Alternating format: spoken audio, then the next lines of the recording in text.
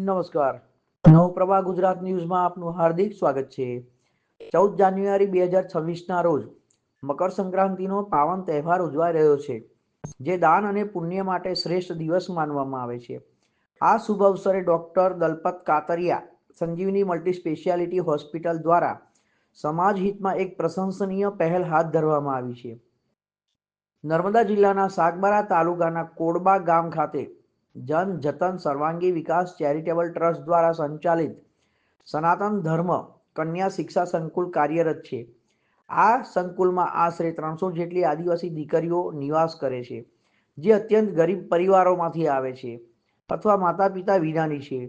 આ દીકરીઓને રહેવા, ભણવા અને જીવનમાં આગળ વધવા માટે જરૂરી તમામ સુવિધાઓ ઉપલબ્ધ કરાવવા સંસ્થાની સતત પ્રયત્નશીલતા રહી છે. મકર સંક્રાંતિના પાવન અવસરે ડોક્ટર દલપત કાતરિયા દ્વારા આ દીકરીઓના શિક્ષણ અને જીવન જરૂરિયાતો માટે દાન સહયોગની અપીલ કરવામાં આવી છે. આ અભિયાન અંતર્ગત દીકરીઓ માટે અનાજ, કપડાં, પેન, પેન્સિલ, પુસ્તકો અને નોટબુક જેવી જરૂરી સામગ્રી માટે સહયોગ અપેક્ષિત છે. આયોજકો દ્વારા જણાવવામાં આવ્યું છે કે સમાજના દાતાઓ અને સેવાભાવી લોકો આગળ આવી આ પુણ્ય કાર્યમાં સહભાગી બને તો અનેક દીકરીઓના જીવનમાં નવી આશા અને ઉજાસ આવી શકે. સ્થાનિક તેમજ આસપાસના વિસ્તારોમાં નાગરિકોને આ માનવ સેવાના કાર્યમાં જોડાવા માટે ભાવભરી અપીલ કરવામાં આવે છે. મલ્ટી સ્પેશિયાલિટી હોસ્પિટલ સોમા તળાવ 4 રસ્તા વડોદરા આજ રોજ કોડબા ગામ ખાતે આવેલી જનજતન સર્વાંગી વિકાસ ચેરિટેબલ ટ્રસ્ટ સંચાલિત સર્વધર્મ કન્યા શિક્ષા સંકુલમાં જે 300 દીકરીઓ આસપાસ અભ્યાસ કરે છે, 3 વર્ષથી લઈને 14 વર્ષ સુધીની દીકરીઓ ત્યાં રહી છે, અભ્યાસ કરે છે, સંપૂર્ણ નિઃશુલ્ક છે. દીકરીઓ માવતર વગરની છે અથવા તો ખૂબ અત્યંત ગરીબ પરિવારમાંથી આવતી આદિવાસી સમાજની દીકરીઓ છે. આના માટે આપણે કંઈ મદદરૂપ થઈ શકીએ ભાવનાથી આજ રોજ પ્રેસ કોન્ફરન્સનું આયોજન કરેલ છે. ત્યાં પરિસ્થિતિ કેવી છે અત્યારે, અને એમના માતા પિતા છે કે કેમ છે, તો ક્યાં આગળ છે, કઈ સ્થિતિમાં છે, તો આવી સ્થિતિનું ત્યાં નિર્માણ છે? અમુક દીકરીઓ 25 થી 30% દીકરીઓ એવી છે કે જેના મમ્મી પપ્પા નથી, અને અમુકના મમ્મી પપ્પા છે તો એ અહીંથી સૌરાષ્ટ્ર અથવા તો બીજી જગ્યાએ સ્થાનાંતરણ કરીને પોતાની રોજીરોટી કમાવા માટે ગયેલા છે, અથવા તો અત્યંત ગરીબ પરિવારમાંથી આવે છે.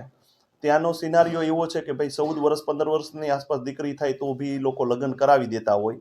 તો એક રૂકૈયાબેન વસાવા અને કિંતાબેન ચૌધરી 2009થી આ સંસ્થાનું સંચાલન કરે છે. 15 દીકરીઓથી શરૂઆત કરેલી, અત્યારે 300 આસપાસ દીકરીઓ પહોંચી છે. આ બધાને ભણાવે છે નિઃશુલ્ક, કોઈ પણ 1 પણ રૂપિયો ચાર્જ લેતા નથી. અને પરિસ્થિતિ એવી છે કે ત્યાં દીકરીઓ માટે સવારે ખાલી મમરા આપી શકે છે, બપોરે દાળ ભાત આપી શકે છે, અને સાંજે એને રોટલી અને શાક મળે છે. કોઈ એવી આજીવિકા નથી અથવા તો કોઈ એવી એની પાસે ઇન્કમ નથી કે આ લોકો સંસ્થાનું દીકરીઓને સારી રીતથી ભણાવી ગણાવીને અથવા તો સારી રીતથી જમાડીને કોઈ આગળ વધારી શકે.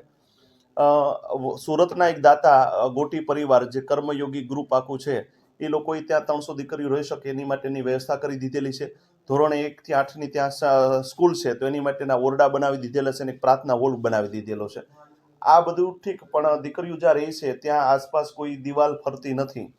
અને એ કરતાં તે વિશેષ એ છે કે એનું જે જમવાનું જે ટાઈમ ટુ ટાઈમ પૂરેપૂરું મળવું જોઈએ એ આર્થિક સ્થિતિને અભાવે મળતું નથી. તો આપણે સૌ 14મી જાન્યુઆરી એટલે કે મકર સંક્રાંતિ દિન નિમિત્તે દાન પુણ્ય કરતા હોઈએ છીએ.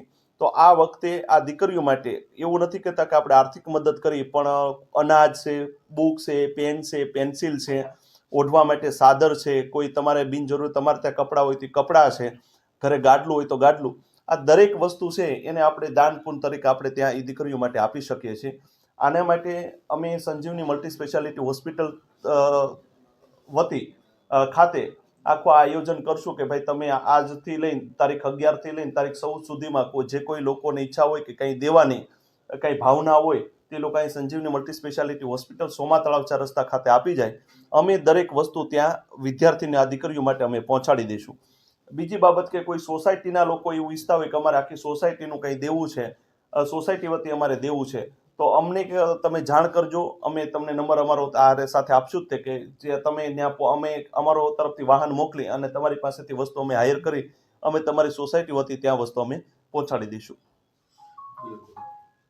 એનો કોઈ ટ્રસ્ટનો QR કોડ કે એવી કોઈ વસ્તુ છે કે હા. કોઈને કદાચ ઓનલાઈન કરવું હોય તો એ આપણી પાસે હાજરમાં છે કે હા. આપણે સમાચારમાં જણાવીએ? એની ટ્રસ્ટની આખી વિગત જ છે, બેંકનો ખાતા નંબર જ છે. QR કોડ કોઈ લોકો દુરુપયોગ કરે એટલે આપણે QR કોડ જનરેટ નથી કરાવ્યો, પણ બેંક અને IFSC કોડ સાથે જ સંપૂર્ણ ડિટેલ ટૂંકમાં આપણે આપી દઈશું. અચ્છા, એવા કેટલા દાતા હોય છે કે એક દિવસનો આખો ટોટલ એમનો ખર્ચ કેટલો હોય છે? હવે એ દીકરીઓ માટે એક દિવસનો ખર્ચો અંદાજિત 7,000 થી 8,000 રૂપિયા જોઈને સારી રીતથી સવારનો નાસ્તો પ્રોપર મળે, બપોરનું જમવાનું, સાંજ જમવાનું મળે તો એની માટેનો ખર્ચો 7,000 થી 8,000 રૂપિયા જેટલો થાય.